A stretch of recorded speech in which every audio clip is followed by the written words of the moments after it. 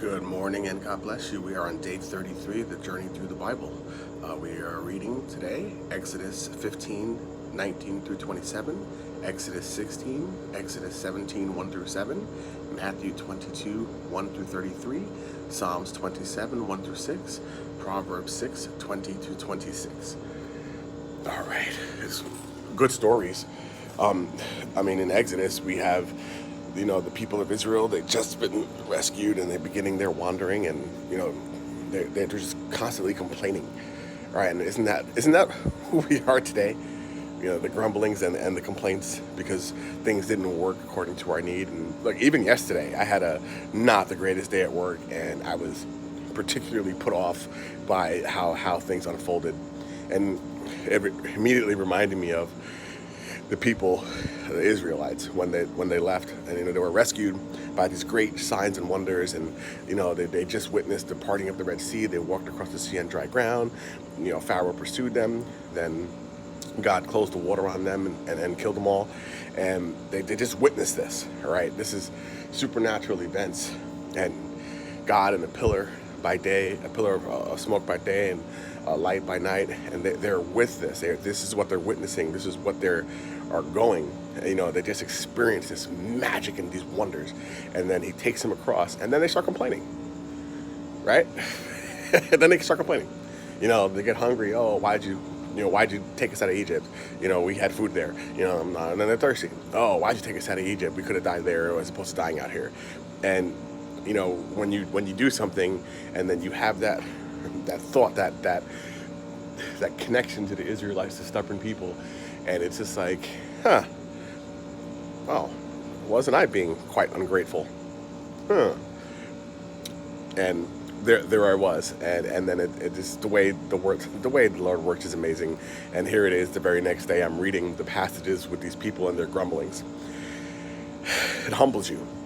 Right, I realized that I had no cause for complaint because I'm alive. The day was good. The work was completed. Yeah, it took a little longer than it was supposed to, but you know what? Pride cometh before a fall, and maybe that was my stumble, right? But at the end of the day, it's not about the stumble or the tribulation. It's about seeing the good in God through it, no matter what. And sometimes it's easy. Sometimes it's hard. Sometimes it comes on like a truck. You didn't see it.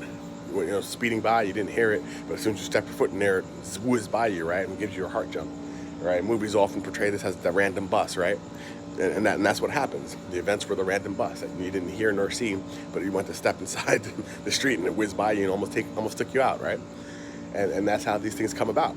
And so, yeah, I didn't do right in that, and I humbled myself and I apologized and I asked for forgiveness because I realized that, the grumblings and these things that you're having are temporary, and the idea is to put the focus on the Lord. And again, like I said, I'm not perfect, and sometimes I stumble, and even the simplest things, to recognize your mistake, that's important, right?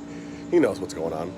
I had no cause for complaint, so basically, I was wrong. But moving forward, God is just and merciful, all right, and He understands the thoughts and intents of the heart, and just don't be ungrateful. We find ourselves being ungrateful. And even sometimes with some of the prayers that I ask for, I realize that they're pretty ungrateful. So, I have to stop and let God do His work, right? His way is much higher than mine. His thought is much higher than mine. So he who holds all, He knows and He understands, and everything happens according to His season, according to His will, not yours. All right, so try to remember that if you're waiting patiently. And remember, it's not about the waiting. It's about how you act while you're waiting. That's the difference right there, and that's the importance right there. So moving on, in Matthew, Jesus is teaching again, and He's giving parables, and He gives a great parable, as to what the kingdom of heaven is like. And He has the king who has a wedding banquet, and He calls all the people, and then they don't want to show up. They don't show up. They give excuses. They stay doing what they were doing, but they don't come to the feast. So eventually He sends people out to collect everybody, whoever's available, to come fill up the banquet hall, because the people who were originally invited, they didn't show up. All right, so then the servants go out and they do that, and they gather all the other people, good and bad. They just gather all the people, and then when the king comes to the banquet, he's checking on the guests, and he sees somebody that's not in the wedding robes that were provided, and he's like, why aren't you in the wedding robes? And he didn't say anything, so he had him bound and tied and thrown out. And then he finishes that with this saying, many are called, few are chosen, right? And how true is that, right? You hear the word, which is the seed planted in you. You hear the word and you want to respond to it, and you come to it, and then whatever happens, you either keep with it diligently and you seek after him, or you just let it fall by the wayside, all right? And, that's the calling. People are like, well, how did a person like me, go from where I was to where I am? Because, we like to say, because, I found God, but really, he found me. He wasn't lost. He wasn't missing. I was the one that was going astray. I was the one that was lost. He found me. All right. That's the truth of it. All right. And I'm grateful for it, because I know none of this is possible without him. None of this at all. For he is the truth, the way, and the light. Call to him. Seek him diligently. All right. And you will have your answer. All right. And it's a wonderful thing to be called a child of God. All right. It's a wonderful thing to have the heavens, the creator of the heavens and the earth on your side. It's a wonderful thing to know him. Is it an easy thing? Yes and no. All right. It is an easy thing. Yes, it is an easy thing to acknowledge God once he shows you and makes his way known. And is it a hard thing? Kind of, yes, because we're sinful creatures called to be righteous, when it's very difficult to do that.